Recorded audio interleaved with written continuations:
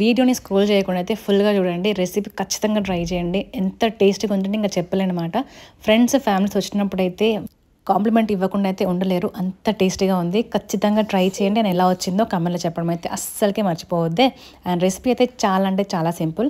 నేనైతే 1 bowl of పచ్చి కొబ్బరి తీసుకున్నా, అందులో 2 ఇలాచీలు వేసేసుకొని మంచిగా మిక్సీ పట్టేయండి. అలాగే 3 టేబుల్ స్పూన్ ఆఫ్ షుగర్ని తీసేసుకొని అది కూడా మిక్సీ పట్టేయండి. పచ్చి కొబ్బరి తీసుకున్న బౌల్ కంటే చిన్న బౌల్లో పెరుగు, పాలు, అలాగే సుజీ క్వాంటిటీ తీసుకోవాలి. మంచిగా మిక్స్ చేసేసి పక్కన పెట్టండి. ఒక 10 నిమిషాలు పక్కన పెట్టేయండి. తర్వాత ఒక 5 మినిట్స్ తర్వాత అయితే కొద్దిగా బేకింగ్ పౌడర్, నా దగ్గర అయితే బేకింగ్ సోడా లేకుండే సో బేకింగ్ పౌడర్ వేసాను.